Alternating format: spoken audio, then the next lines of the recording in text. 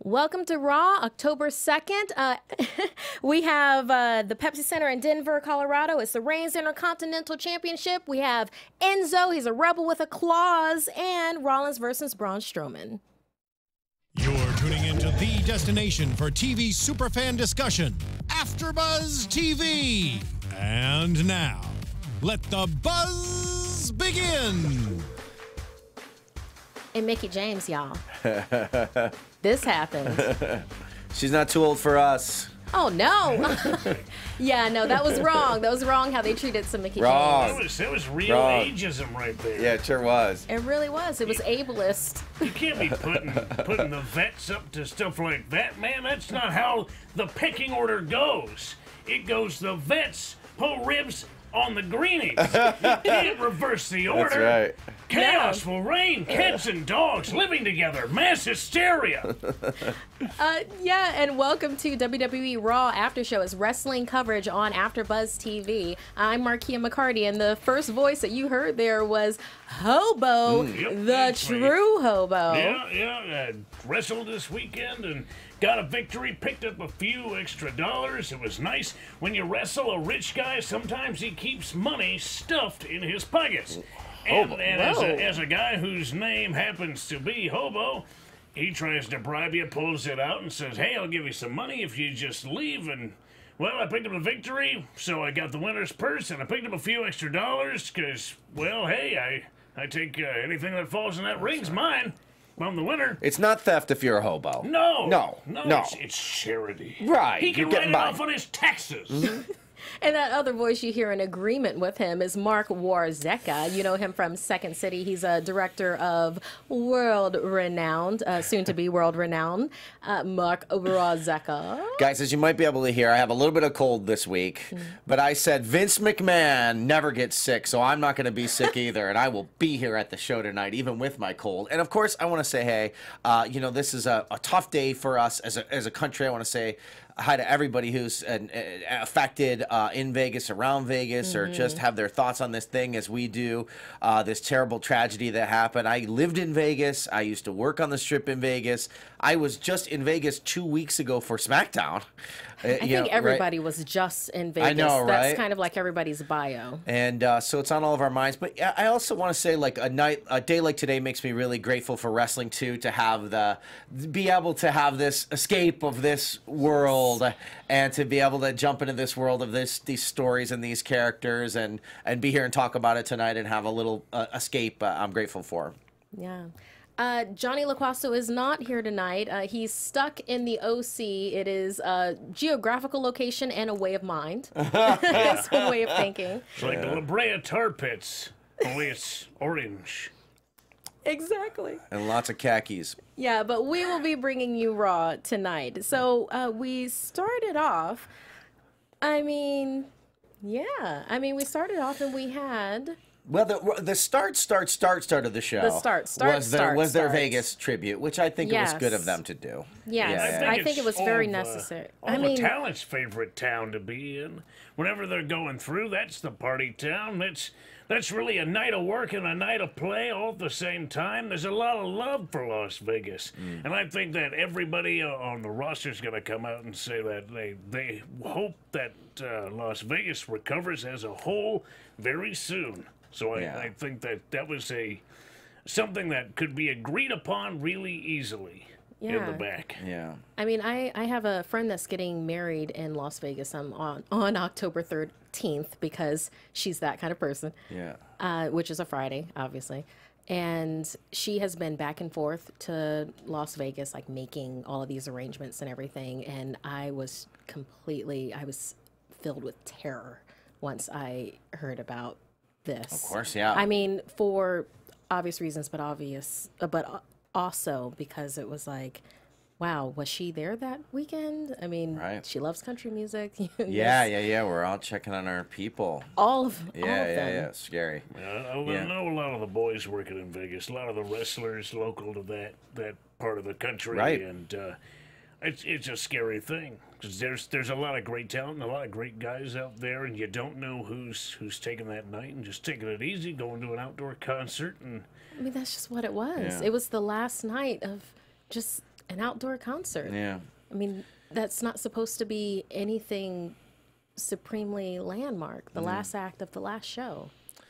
Yeah. You know, I know when WWE goes through, like you said, Hobo, a lot of wrestlers like to go out and have fun, enjoy it. Some party, some show up at the Pinball Hall of Fame. Like, that's right. Like when Byron Saxton showed up there. Exactly. And Scott Narver and I were there 2 weeks ago after SmackDown. Yeah. Everybody does Vegas in their own way. We'll have our own way to enjoy it. Vegas is there for everyone. Right. For me, I love the deep fried Oreos in Old Vegas. Nice. I know. Take me, next to the Golden Nugget. Like, can't get enough. Yeah. But, yeah, going with Raw tonight. Our first match of the show was Braun versus Rollins. Straight into a match. I mean, straight into Almost it. never happens. Yeah, and especially with this one. I mean, we just had Dean with Braun, and I particularly enjoyed that, and I want to see more of it. But this time we had a, can I say master strategist for Rollins? You can. They were pitching it as say, such, so yeah, I'd have to agree. You could say strategist or strategist. Yes, strategist, I shall say. The strategist plays Stratego. And there you go. Him versus Braun Strowman. Yeah, Tony. There we go. Tony's on it. I was surprised this was the opener. Yeah. I'm always surprised when they open with a match. I expect there's going to be talking for 25 minutes at the beginning of every show. I don't think you can follow that Vegas thing with a whole lot of talking. You just got to go into it like, sure, it's a low note to have that moment of silence. It's a tough thing, but then it's like, well, now you can't have somebody come out and just start lambasting the crowd and starting to draw their ire. Let's just start with a wrestling match. Just get in there and mix it up, boys. Absolutely. You need to start with action after that point. Yeah. We need that escape that Mark was talking about. And this was, I don't even know if this match was going to be the first one, but I'm glad that it was the first one. I mean, when you have the Architect going up against this immovable, unstoppable force that is Braun Strowman at this point, then, you know, there's going to be some really great stuff that happens. But in the end, it's a running power slam of devastation. I'm sure that's what it's called now. Sure. Against Seth Rollins that ended up giving Braun Strowman the win. Were we surprised with this? How did you enjoy this match, fellas? I would say that Rollins had a better chance in Denver, Colorado than he would have had at any other location. Denver, Colorado's Mile High City. The atmosphere is thinner, so it's harder to breathe. There was a couple of points during this match I saw on Braun Strowman's face. He was tired because he had to chase Seth Rollins. Seth Rollins is able to dip and dodge and duck, and he's fast. Braun had to catch him, and that's a tough task in that thin atmosphere. And Braun's even up higher. He's higher than Seth. That's right. He's got an extra atmosphere. That's right. On Seth Rollins. I liked the match. I thought it was a fun. I thought it was a strong match. I was a bit surprised at the ending. I think Braun is being reestablished after his loss to Brock Lesnar on the last pay-per-view at No Mercy. I think he's being reestablished. I will say I don't love that you're beating clean one of the current tag team champions in a singles match. It's not the worst thing in the world, but I don't love it. I think I'm interested. I mean, we'll see how this plays out, and I'll be interested to hear what you guys thought too as the show continues. It's clear the Shield is going to be reformed. It's not clear who the Shield's going to. It's not totally clear who they're going to be up against, and maybe Braun will be in that mix. I don't know. I thought when Dean interfered and then they all got into it that maybe Braun will somehow be in that mix, but we'll see. I don't think that's going to happen. I think, like you said, it's a reestablishment time for Braun, and to have him go against the tag team champions doesn't necessarily make them look weak or make him look weak. They're a tag team, and they function better now as a tag team than they do singularly, and you can see that because they weren't, either of them, able to beat Braun Strowman, and Braun Strowman did not have an easy time beating them. So it's definitely something to see that they are now a tag team, and he's starting to inch his way back up. He's starting to force his way back into that title picture. Yeah. So basically, after Braun Strowman'd Rollins, Yes. then Dean Ambrose shows up because it looks like Braun Strowman's going back for, I guess it would be course number 4 at that point at the Seth Rollins buffet. And he tries to do the save. It does not work exactly the way that he thought that it would. I think he fought him exactly how Dean Ambrose should fight a man that size. Take advantage and go low. You know, higher than the knee, lower than the waist type of area. It's a soft spot on all men, no matter how big or small they are. Yeah, unfortunately, another running power slam kind of knocked all of the stuffing out of his defense. And yeah, neutralizer, brogue kicks. It was what we thought it would be. The bar picking bones, they're you love them, you hate them, you hate to love them. This is what they do. They are great, they are terrible, and yeah. Yeah, they came out, of course, right after the match and attacked Rollins and Ambrose. Yeah. To continue exactly this feud. Cesaro got their licks in also. So, I mean, it was when you were saying before about like, well, when, let's not even say if at this point, when they reunite the Shield, who will they be going up against? Yeah. I would like some kind of, I don't know, King of the Ring tag team type of thing that happens where you have, they don't have a name. Is it Ambrolins? Yeah, Ambrolins, I think is what people are saying online. Yeah. So in Ambrolins chat when we talked about it a couple weeks ago. just keeps on going up against tag teams that they throw out at them. So they go up against the Club. They go up against the Hardys. They go up against the Bar. And then we'll see whoever they throw out after that. Like a long gauntlet match? Yes, Is that what you mean? Oh, that's wow. what I want. Okay, yeah. Yeah. I mean, probably not going to happen. Yeah. But at least those 3 opponents, those 3 teams against them, that would be fantastic. Yeah. Well, now definitely won't happen with the Hardys in the short term, at least. Yeah. Unfortunately. Well, you know, just my 2 cents there. Yeah. Yeah, and then we did have a breast cancer awareness video package about unleashing your warrior. Unleash your warrior, everybody. Unleash your warrior. Be careful where you unleash your warrior. Oh, Just gonna say that. You know what I mean? Yeah. yeah, You that don't seemed wanna that get seemed like picked a. up unleashing your warrior on a public bus. Right. No, you don't, Hobo. No. Hobo, you don't. Yeah. Oh goodness! Like in public, just There could everywhere. be charges. There could be Unleash that charges if you warrior. unleash the warrior in the wrong place. No. You don't have a warrior to unleash. You gotta be careful. So we do have a backstage segment with Mickie James. She's walking down the hallway, and there's some other wrestlers. Titter, titter. Oh, go check out the locker room. Go check out your dressing room. There's something for you there. And Mickie James walks into her dressing room, and she sees some Depends and a walker gift wrapped for her. Oh, I wonder who those could be from. Has Mickie James turned into Mae Young? She's not. She's not really an old not. woman. She's not She's old. really not. She looks basically the same as what she looked like always. She still looks great. She's in great shape. Yeah. This just doesn't resonate with me. When you're the oldest person in the locker room, you're old. Oh, The man. only reason you're saying that she's not old is because you're about the same age, and I'm sure you get the same amount of crap. Oh, you may no. not know you're always getting Well, no it, one's giving but me they're back there, man. No one's giving me a walker and Depends yet. Yet. No one's done that here at AfterBuzz Wait yet. for it. A couple of weeks from now, you're going to forget this conversation. It's going to be sitting on this desk, and that'll be a surprise. Hey, Ensure we is are. delicious and protein filled. But yeah, no, of course she goes after Alexa because obviously it's her. And Alexa says that, Mickey's too fragile and too mature for them to battle each other. But guess who will? Jax will do it. Hey, Nia So- Jax answered the door. I guess everything's hunky-dory between the champ and her large body. What is going on Guess here? I thought so. these two broke up. Did I miss? I'm watching this show every week. I Did I know. miss a part of the storyline here where they got back together again and became friends? They That's what shoulda had a frenemies do. moment. They should have had a moment. They wasted it. Absolutely. Frenemies are always doing that. You got to keep up. It's like high school all over in this piece. Oh, okay. Yeah, but we do have a match between Mickie James and Nia Jax later, so looking forward to that. So we have a little promo by Bray.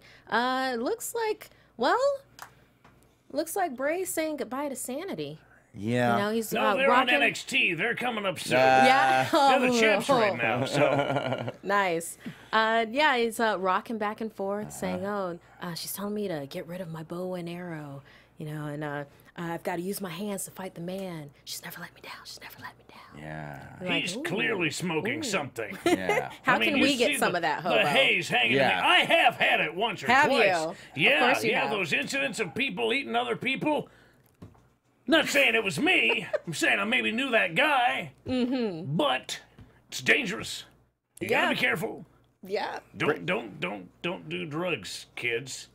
Unless you're rich and famous, and then they give them to you for free.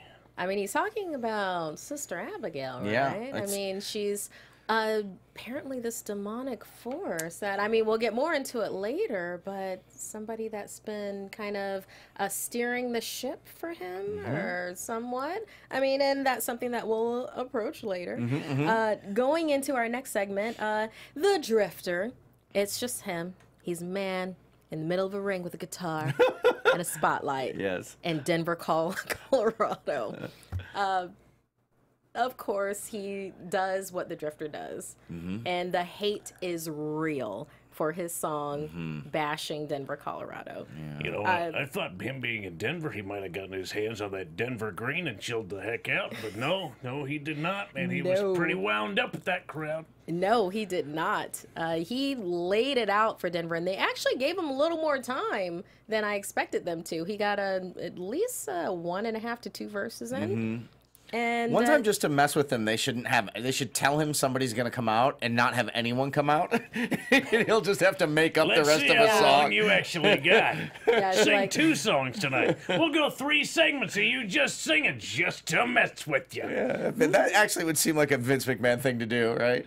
Sink or swim, kids. Sink or swim. Yeah. But yes, he's interrupted by Titus O'Neil. It's Titus O'Neil accompanied by Apollo Crews. But he's not really representing the Titus brand, it seems. I hope not. It's more like he's just about to beat some butt. Yeah. And it's going to be Elias Sampson. I hope he's not representing the Titus brand because he lost in like 3 minutes. Yeah, he did. He lost Stock with has the drift fallen. away. I mean, it was very decisive. What is It Apollo? was very clear. Apollo's out there watching the guy he's supposed to be following, right? Titus is supposed to be his leader, his manager, his mentor, his protege, and Apollo's watching this guy lose in 3 minutes. And where's Not good. Tozawa? Where If is he? Where is Tozawa was Tozawa? involved, it may have been the deciding factor and changed the tide of how this match actually went. But no Tozawa. I think they're done.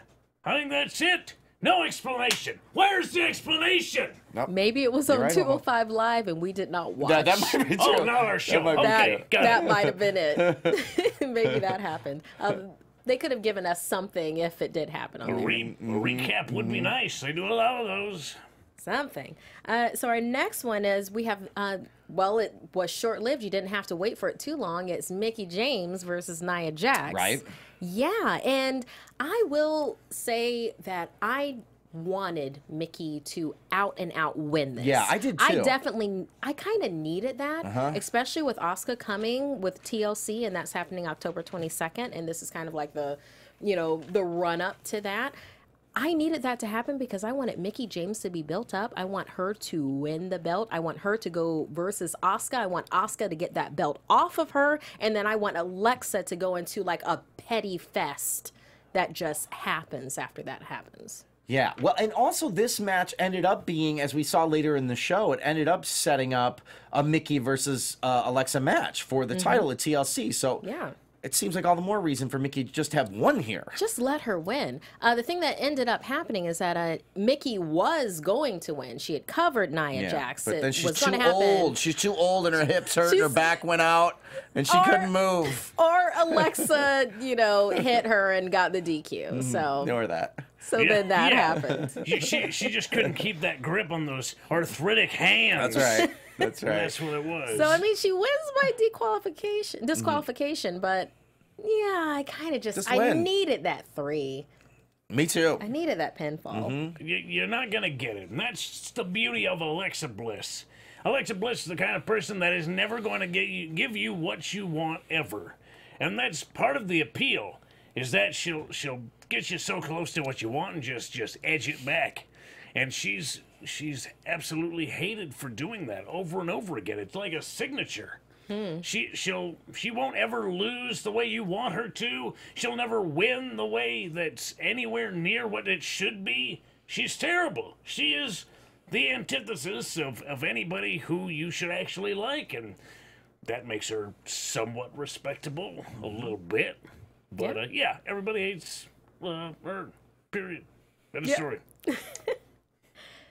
So yeah, and then we have a interview backstage with Mickie James, you know, about all the things that an old lady can do. Right. And yes, we have that title match that is set by Kurt Angle. Mickie James is extremely excited. Did anybody know the commentator that was with her, the interviewer? Charlie Caruso. That was that? That was Charlie. She looked so different. She looked so looked much like the taller. Colonel. She was wearing the Colonel's shirt and tie. The Colonel. I think they're doing She cross looked so promotion. different. I did not She's gonna be the recognize next one, her. Yeah. They're always trying to work in that KFC stuff They into the are. show. Yeah. Maybe that was it. I was just They're going focused on the Colonel subliminal shirt. on that one. Nice. Okay. Well, yeah. And we have a title match that's going to be happening at TLC. So, and then also with that, this little segment where Matt Hardy with the club in the locker room, where they discussed the whole concept of why the club is going around just calling people Nerds.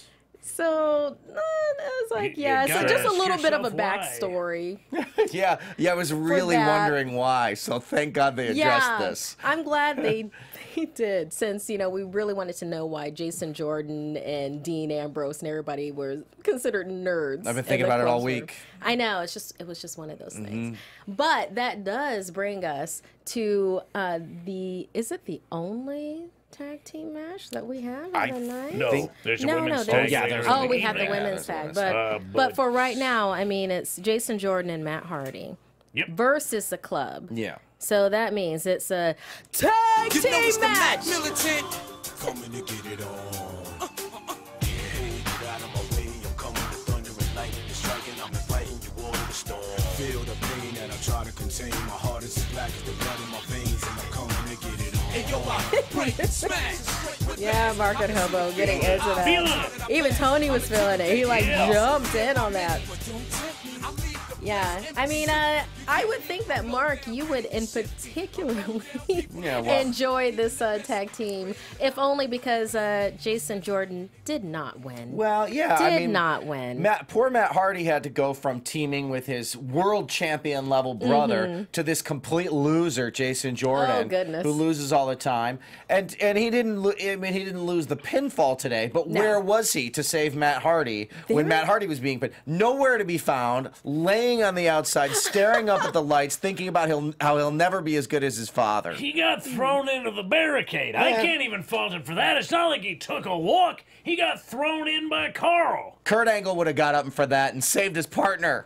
Oh, You'll never be as good as your father, kid. maybe it's You're a loser. maybe it's the no. new gear. The new gear's throwing him off. When did he switch to shorts? When I last saw him, it was a singlet. I wasn't here last week. Was it last week or was it this week? Green shorts. Yeah, this week maybe. Yeah, I think it had I to be think that this was week. new I tonight. believe he was still in the singlet last week. Yeah, did he, yeah, I did think he that was do new beast tonight. mode last week? Oh, goodness. Now he can't do the beast mode because wearing shorts. How you supposed to do that? Invisible suspenders. It'll be more of like a brush off, but both shoulders before he goes into beast mode. Still doesn't work. Yeah. Just not as impactful as dropping the straps. Yeah, well, for the ending, the club wins with the Magic Killer on Matt Hardy because, yes, Jason Jordan was out of the ring and out in general. Yeah. It was a pretty good match. You can't Yeah. say Yeah, it wasn't bad. he No. didn't actually. It was. Thank you, Mark. Fine. Fine, it wasn't bad. What's He, something look, that he you liked was about good it? in the match, but the problem is a question of cohesion. Jordan and Hardy don't know what they're doing. They were tagged together in just the two of them before. They don't know how to create the cohesion. The club are just they're almost two bodies with the same brain. So yeah. The club won. I'm kind of glad they did. If they weren't able to win this match, it would have hurt them. I mean, not really, because they don't care, but it wouldn't have been good. That's for sure. And they need a win. They don't get enough wins on Raw. I'm glad the club won. Yep. Yeah, I mean, you've got to give the heels some wins, especially when it comes to the club. I mean, it's a long time from eggs in a jar type of the club, and they've been doing some good work. So yeah, I was okay with them having this win. It wasn't for me that it was oh yeah, Jason Jordan, whatever, kid. But it was just, I was okay with this, especially since the other Hardy won. So The other Hardy. the other Hardy. That's like a horrible thing to say. I'm gonna use that more There's often. Jeff and the other one. There's Jeff and the wait, Matt and the other Hardy. Oh, yeah. And the other one. I guess everybody's got a favorite. Yep. Everybody's got another one. Then, so yeah, next up we visit Enzo Amore backstage, and it just basically turns out that he's going to address the cruiserweights again tonight. It will be the main event. So it was a very succinct interview. Let's say that. He was saving it all for later. He really was. Yeah. This is the most quiet that Enzo has been since he was knocked sure. unconscious backstage. Yeah. I think he had his heart broke a little bit last week when every single person on the cruiserweight roster beat the tar out of him. I mean, without exception. Good guy, bad guy, even TJ got in on it. No, for crying out loud, TJ. I mean, I think he's just realized that he has got no friends in this division. Nobody's got his back, and it's sort of brought around what the segment tonight was a little bit later on. Yeah, I think he realized, absolutely. I got nobody. I got nothing. So forget you all know, you. Hey, there's no use closing the barn because the horses have already left. The warrior has been unleashed. Oh my Yeah. gosh. Yes. Wow. Yeah, and then we have a backstage segment with Roman Reigns. You know, he's getting ready. He's strapping on his gear, you know. The way he's winching it, I swear it looked like a bustier. Like The face that Hobo is making right now. Tight, man. Goodness. Who are you trying to impress? Vince McMahon. He would like that. He sure He's would. basically saying that he's not surprised that the buckler, yeah, he's not surprised that the buckler got, you know, devastated by Cesaro. And, you know, he kind of kicked in Cesaro's teeth, so that's a thing that happened. Or I'm sorry, kicked them up. Right. So, Right. yeah, and he basically says, oh, I'm fighting The Miz. I'm going to break his jaw. I'm leaving with the title. Yeah. I like that we got a moment with Roman where he said, I want to be Intercontinental Champion. I want to leave here with that title tonight. I think that was nice to hear that from him, that he cares about that title, because he's always in the world title hunt, right? But to hear that he would want that title too, I think was good to set up the match. Yeah, a title is a title. And, you know, Intercontinental means something. It means something. So, I mean, we don't need John Cena back on here to tell him, hey, this isn't a demotion for you to have this Intercontinental title. This is something big. And Miz makes it mean something because he's the Miz. And that's just one of those things. So, yeah, and then we have another Breast Cancer Awareness Month video package, and that goes into our segue with Dana Warrior. And we have her live in the ring. And this was actually pretty touching. I've never had to battle with this personally, and I haven't had any close family members that have, but God knows it's everywhere. And I'm glad that there is just this huge support system for women that are going with this, women and their families, and men and their families. Just because it's breast cancer doesn't mean it only happens to women. Right. Yeah. Chest cancer, they just call it that. And I really loved how this segment ended when they were just rattling those ropes together. That really got me. That got me in my childhood. Man, I was going to rip on this segment, but now I can't after you said all that, Markeia. Sorry. Now I'm too moved and touched. I mean, it was really touching seeing the majority of the female talent in the ring as well, celebrating that these women are survivors. Yeah. You can't rip on cancer. Nobody F's with cancer. I like that they're doing this stuff. I like that they're doing the Connor's Cure stuff.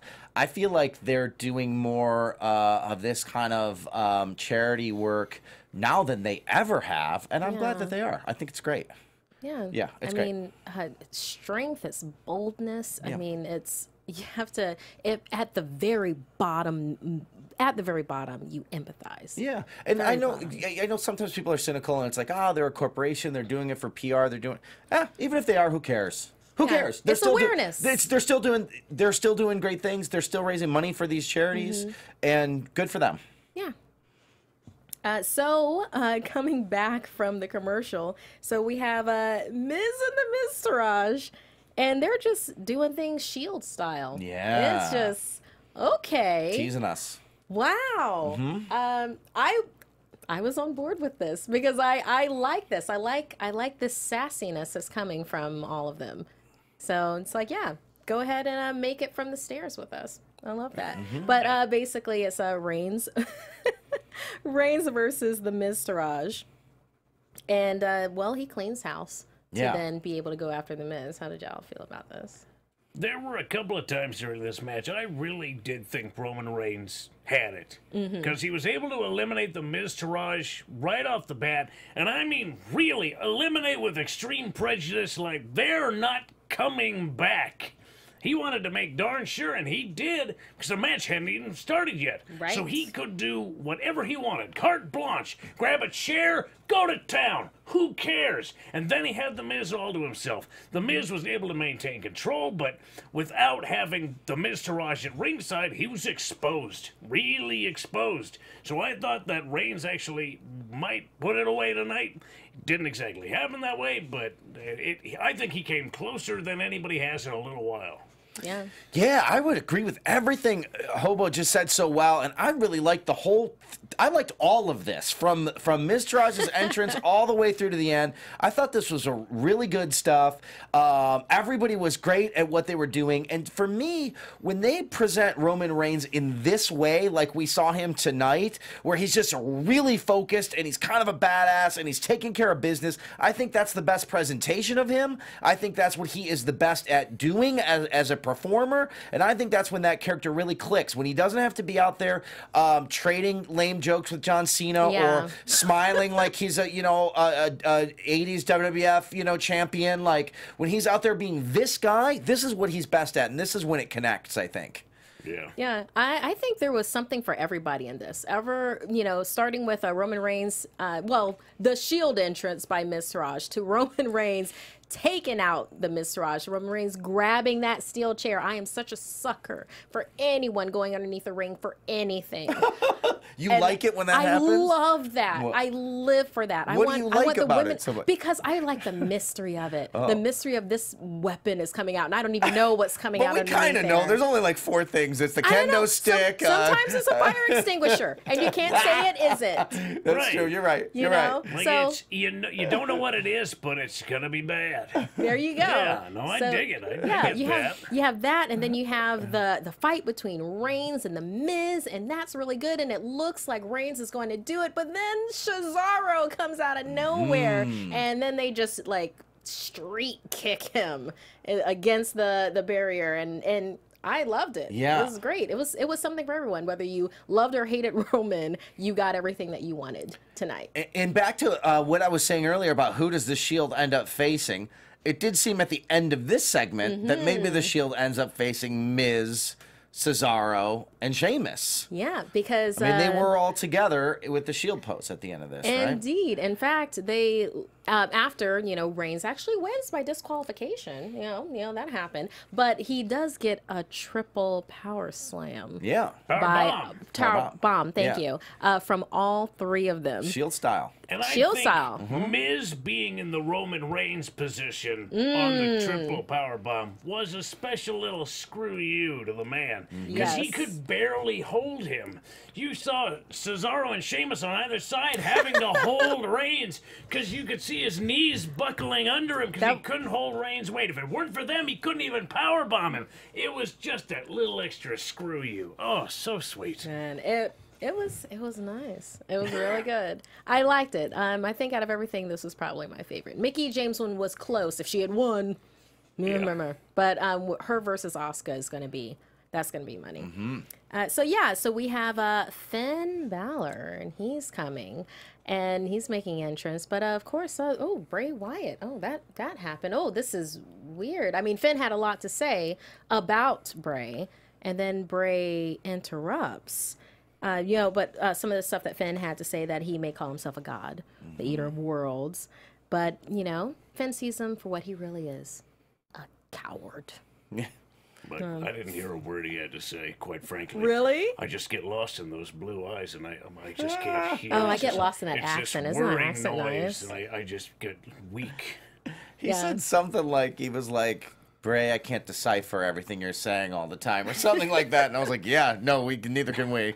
Not alone. He's the everyman in that way. Yep. We don't know what he's saying either. Nope. Yeah. But basically, it's like, yeah, don't sing it, bring it. Mm-hmm. And, and then we have Bray interrupts. And Bray is, can I say he's off his rocker? Because he is. And Pun intended. Pun intended. We get more of the same, you know, rocking in the smoking room, you know, about her never lying to him. But Finn did. She warned him about people like Finn, and on and on. I mean, I like this little promo. This was like one of those, these were one of the movies that you watch on Netflix when it's like 2 a.m. and you just want a nice little horror movie, and it's like a low budget horror. Right. And you've been enjoying some of the same substances that Bray's been enjoying tonight. Yeah. Yeah, more than likely. But so show your true face and he'll do the same. And what did y'all think about what happened? I don't know. Ending of the segment. What did you think about it? I don't know what did to you think about it. I think What'd you you think? literally said it all when you said low budget horror movie. Yeah, I think right. you really hit the nail right on the head. This better have way better execution than it did tonight. Because that was some Yeti quality BS I saw in there. That was, oh man, what is this, the Dungeon of Doom? Get out of here. Yeah. Yeah. Basically, it looks like Bray has become a version of either the demon or a demon. Or is he becoming Sister Abigail? Is And his she's alter a ego going to demon? be Sister Abigail and she's a demon? I always wanted to That's see. why he went after Gold Dust. May- He's a she, she's a a he. she. Oh, God. Or Sister Abigail is going to be Luke Harper in a wig. I mean, he's not doing anything now. Why not? Yeah. I hope it's an Annie wig. Yeah, Great. well, Sure. we have that. So Sister Abigail is either going to be manifested in some way. So It that's seemed happening. like, yeah, it seemed they've teased Sister Abigail before, but this seems like it's actually going down this time, one Yeah. way or another. So and then we have Leisha Fox and Emma versus Bailey and Sasha Banks. So yeah. So with this, it was, you never doubted who would actually win for this tag team. And I would have liked there to be more of a surprise on my part. But I did enjoy that Emma was just, she did a screw you, I'm out, this isn't happening, after Alicia Fox basically got catapulted into Emma in the corner and knocked her out. And then once Foxy wanted to get the tag, and then Emma's like, nah, I'm good. I'm good. I'm gone. Bye. I'm gone. I'm good. She's got to go tweet. Yeah, and then Bailey to Belly ends it for Foxy. I mean, what did y'all think about this segment? I thought it was interesting that Emma left, but here's the problem I have. When the legal person makes contact with the illegal person on the outside when they are holding onto the tag rope, that's a tag. That's a tag. So Emma was legal.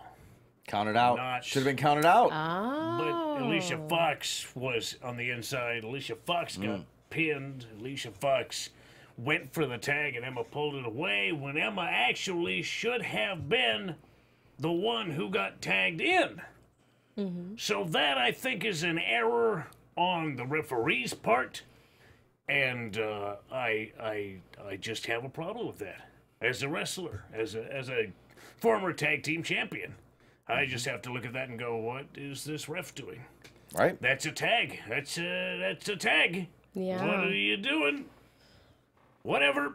That's well, whatever. Oh, Can't disagree with you, Hobo. Yeah, The rules yeah. are the rules. yeah, that's like Yeah. nails on a chalkboard, you know? It's hard sometimes. Watching wrestling is tough when you've been doing it for a while, and you go, "Oh, well, that was dumb." Yeah. Yeah. Yeah. Yeah. Tony, thank you for the time, but we got into studio about 5 minutes late, so we still have 5 minutes to go. So we're on our last segment for WWE Raw for October 2nd, and I really enjoyed this. Yeah. I have to say, I love what they are doing with Enzo right now. Me too. I really enjoy it. It's basically, I want to hire him to roast me for my birthday at this point. Because it is that well done. I didn't know how badly I wanted heel Enzo. Like, I had no idea. Like, I never thought, like, man, this guy would just kill it as a heel. I love it. I love him. I love the whole storyline. They've done it last week and this week in the essentially the main event segment of him versus the cruiserweight division and roasting them and them hating that he's the champion. I think the whole thing is great. Yes. Yeah. Yeah, well, he basically goes into this whole thing where he made 205 relevant. We know this. Like, 2 weeks in a row, they've been the main event. And, well, basically the 205 locker room is around the ring. And Enzo takes his time going through basically each of them. Because they can't touch him. And he made that perfectly clear. You touch me, you're out on the street. You go take a walk. That's, wow. I mean, to give, I understand from a certain angle why the GM gave him this kind of power. Because he really is alone, but you can watch him now abuse that power and use it against everybody else, and it just shows how power corrupts. And I think Enzo, as much as everybody really enjoys him, is not immune from being corrupted by a little bit of power. Oh, yeah, no. Most definitely. In fact, he holds his little bit of power right in front of his face. It's like his claws, his no contact claws for everybody in the cruiserweight division. So they can't touch him. And he's particularly flaunting that in front of Neville. In fact, one of the things that he said before the cruiserweights came out is that he was going to knock the macadamia nut out of that Keebler elf. Yeah. It came to Neville. He called Brian Kendrick a hobo. Yes. That was not an accident. Let me just say that was not an accident. And then he didn't have anything to say about Tozawa, though, because Tozawa was nice to him on Twitter. Yeah. So he let that go. Yeah. But it was Alexander? He was like, what size is that scuba shirt that you're wearing? A medium? So many fun. I mean, watch this segment. This segment is well worth watching. But he's the most dangerous on the mic. Without a question. Everything he said tonight was true. Everything. That makes him so dangerous. Because you can disagree with his opinion, but you can't disagree with the fact that he's bringing it. He's really brought up 205 Live. It's made me interested enough to watch it. Well, there's a nugget of truth in the stuff that he's saying, which is part of what works about it. Right? Is that 205 Live hasn't felt very relevant, and since he's on it and at the top of it, it does feel more relevant. Doesn't and that's it? part of what works about all this. And then there's another thing that even makes it feel more relevant. Kurt Angle comes out, his music drops, and he goes, you know what? You're right. Everybody right now on the 205 Live division cannot be touched by you, which is a great thing because I just signed somebody. Yeah. In fact, he can come out right now and Callisto's music hits. Well, Callisto. Well, we knew that this was going to happen. Come on. We knew he was going to 205 Live. Come on. They could have brought somebody up from NXT to fill that position to create a lot of buzz. Right. They didn't do that. They decided to bring Callisto in, super solid, but not a buzzworthy guy, because everybody has seen what Callisto's capable of. Not that it isn't good, but it's very good. It's just not exactly the freshest thing out of the oven right now. Yep. Yeah. Yeah, they set that up for a big moment. Somebody in chat saying would have been nice for that to be Rey Mysterio in that spot. I think that's a good idea. That's a good it was grab. But That's Callisto, a good one. I mean, everybody's been saying all along since 205 Live was formed, Callisto should be on 205 Live. Yeah, Everyone's I been like saying that. Callisto. But in the meantime, I do too. But in the meantime, while he's not been on 205 Live, he's been put in. He's been on the bottom of the card basically on the Raw roster this whole time. Yeah. So just to all of a sudden jump from where he's been to we should be excited about him being the guy to take down Enzo just felt a little flat. It's not his fault. He's a great talent. Yeah, he just was wasn't great. positioned well in this thing. He took out Enzo like we wanted him to. Salida de Sol for the win, you know? Yeah. So. I think you explained it perfectly. But Mark. yes. That's why the people didn't care. It makes 205 look like it's below Raw. Right. So now he's a big deal because he wrestled the big boys on Raw. So could anybody else. Yeah, no, that is exactly why this didn't work. Damn. Boy, they really did not understand what they were doing. Yeah. That's tough. Better luck next time. Yeah, and then you know, possible Shield reunion. So Yeah. that's a mean- possible thing after I mean, when they showed up to meet Roman at the end, I thought Roman should have said, "Hey, where were you guys when I was getting the crap beat out of me earlier in the show?" Yeah, But it's like, apparently y'all are- he was cool with it. It's like y'all are there for each other, and I'm just the guy. I'm just the guy. Out there alone in my yard. Nobody gonna help me. Nobody's gonna help me. No one's gonna help him. Any other thoughts about Raw? I mean, in general for this one, we're revving up for TLC, but we're not there yet. No, yeah, a few weeks to go. Few weeks to go. All right, so Mark, put yourself over. Well, you know what I want to mention is that next weekend, this coming weekend, I will be in my hometown of Detroit all weekend. XICW show and convention all day Saturday in Detroit at Cobo Hall. I'll be working on that show. Come see us there. A lot of great talent going to be coming in. It's going to be the biggest independent show in Detroit in like 35 years. It's a really huge event, so come by if you can. And then the next day, I'll be at the very first ever WWE show at the brand new Little Caesars Arena. Ooh. Hell in a Cell. So if you're going to be at either, tweet at me. I mentioned this on the show last week, and a lot of folks tweeted me and said they were going to be there. So tweet at me, say hey, and maybe we can meet up at one of these things and say hello.